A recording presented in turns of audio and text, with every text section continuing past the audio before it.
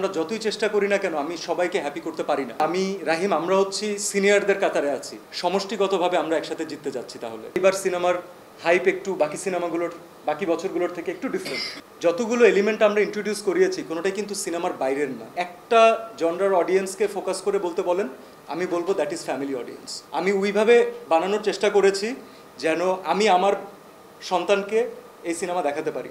সংবাদ মানে আমাদের যত মেইন স্ট্রিম মিডিয়া আছেন তাদের সবার সাথে তো দীর্ঘদিনের একটা সম্পর্ক আমাদের, তো আমরা খুব খেয়াল করে দেখেছি যে আমরা যতই চেষ্টা করি না কেন আমি সবাইকে হ্যাপি করতে পারি না। এই চ্যানেলে গেলে ওই চ্যানেল কষ্ট পায়, এই সাংবাদিকের সাথে কথা বললে উনি রাতের বেলা বলেন যে আমাকে বাইট দিলেন না কেন। তো এটা আপনারাও বেটার জানেন, রাইট? কারণ এটা ভুল না, কারণ আমাদের কাজ আপনাদের কাজ কিন্তু একসাথে সম্পর্কিত, রাইট? তো আমরা একজন আরেকজনকে আমাদের সাপোর্ট দরকার হবেই। ঈদের প্রোগ্রামের জন্য আমি কিন্তু অনেকগুলো চ্যানেল অলরেডি কভার করেছি। আমি মেইন টার্গেট ছিল যে সবার সাথে অ্যাটলিস্ট একবার হলেও আমার কোনো না কোনোভাবে দেখা হবে। তবে এইবার আমাদের টিমটা আসলে এতটা ইয়াং টিম, যে টিমে মনে করেন আমি রাহিম আমরা হচ্ছি সিনিয়রদের কাতারে আছি, তো বাকি সবার বয়স আমাদের থেকে যথেষ্ট ছোট।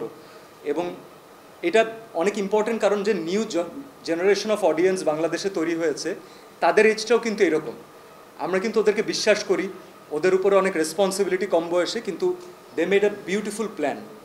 এবং সেটা হচ্ছে আমরা থাকে না যে আমরা এক কেন্দ্রিক প্রমোশন করি, যে আমরা যে প্রমোশন করলাম শুধুমাত্র গুলশান বনানীর মানুষ জানলো, এটা আমাদের কখনোই কাম্য ছিল না, কিন্তু তাদেরকে আমরা ছেড়েও যেতে চাই না।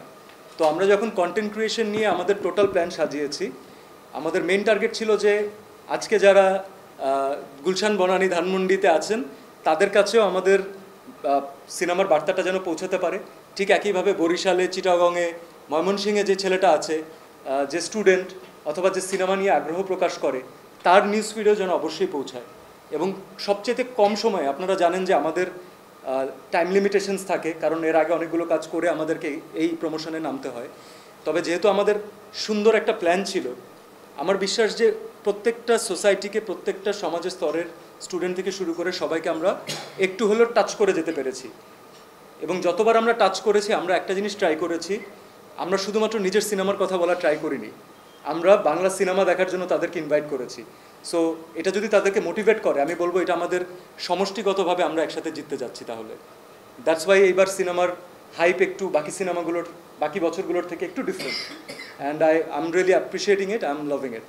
সিনেমাটা আমরা প্রমোশন যখন স্টার্ট করেছিলাম তখন আপনারা খেয়াল করেছেন যে আমাদের অ্যাকশন একটা প্যাটার্ন ছিল, সেই লুকটা দিয়ে কিন্তু আমাদের দর্শকদের সামনে আসা এবং দর্শকদেরকে একটা নতুন সিনেমাতে প্রথম 1 বছর আগে একটু হলেও ইন্টারেস্টেড ফিল করানো। ঠিক ইমিডিয়েটলি পরে আমরা এসেছি, এরপর আমরা একটা রোম্যান্টিক ইমেজ নিয়ে এসেছি যেটা ওয়ার্ক করেছে। এরপরে আমরা টিজারের সর্বশেষ আমাদের একজন খুব খুব খুব ইম্পর্টেন্ট কাস্টকে ইন্ট্রোডিউস করেছি লাস্ট 5 to 10 সেকেন্ডসে। এখন আপনারা বলতে পারেন যে এইরকম কেন? যতগুলো এলিমেন্ট আমরা ইন্ট্রোডিউস করিয়েছি কোনোটাই কিন্তু সিনেমার বাইরের না।